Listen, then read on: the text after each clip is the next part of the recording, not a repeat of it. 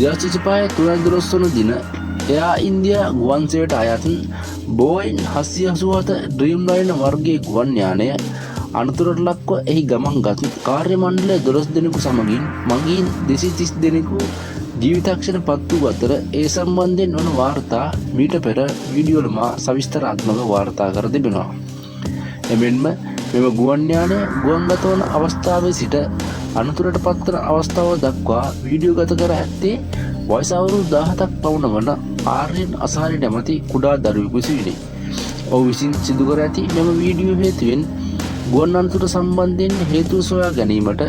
විමර්ශකයින් හට ලොකු උපකාරයක් වී ඇති බවට ඉන්දියාවේ විමර්ශන අංශ වාර්තා කර තිබෙනවා. එමෙන්ම ඔහුගේ පියා විශ්‍රාමික යුද හමුදා සෙබළෙකු බවට වාර්තා වන අතර දැනට ඔහු ඉන්දීය මෙට්‍රෝ ගුවන් තොටුපොළේ ආරක්ෂක අංශ නිලධාරියෙකු වශයෙන් සේවය කරන බවට වාර්තා වේ. එමෙන්ම ඔහු මෙට්‍රෝ ගුවන් තොටුපොළ අසල මහල් නිවසක කුඩා කාමරයක තාවකාලිකව පදිංචිව සිටින අතර එම ස්ථානය වෙත නගරය පැහැදිලිව පෙනෙන බවට වාර්තා වෙනවා. තවද බිරිඳ හා දරුවන් දෙදෙනා ආර්යයන් හා වැඩිමල් සහෝදරිය සමග ගුජරාට් සහ රාජස්ථාන් ප්‍රාන්තයේ පාරම්පරික ගමක මායමව ජීවත් වෙන බවට හා ආර්යයන් පළමු වරට අහමදාබාද් නුවරට පැමිණ ඇති බවට වාර්තා වෙනවා. එමෙන්ම ඔහු ගුවන් යාන ගුවන්ගත වීම දැක ගැනීමට ආශා කරන අයෙකු බවට සඳහන් වන අතර ඔහු විසින් මෙම ගුවන් යානය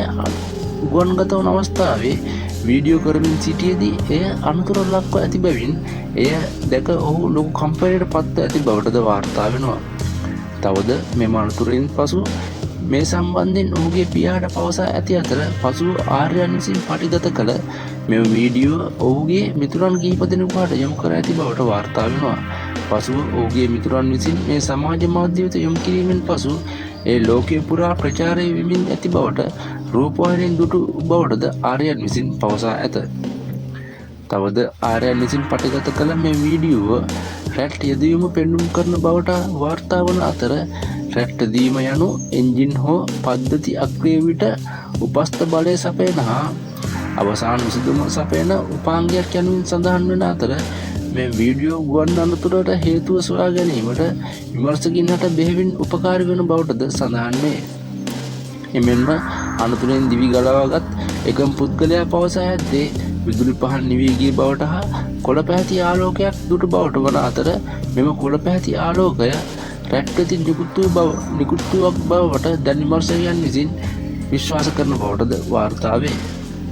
එමෙන්ම රැට් දීම ක්‍රියාත්මක වන ආකාරය සම්බන්ධයෙන් සොයා බැලීමේදී ගුවන් යානයේ විදුලි පද්ධතිය අක්‍රියවීම,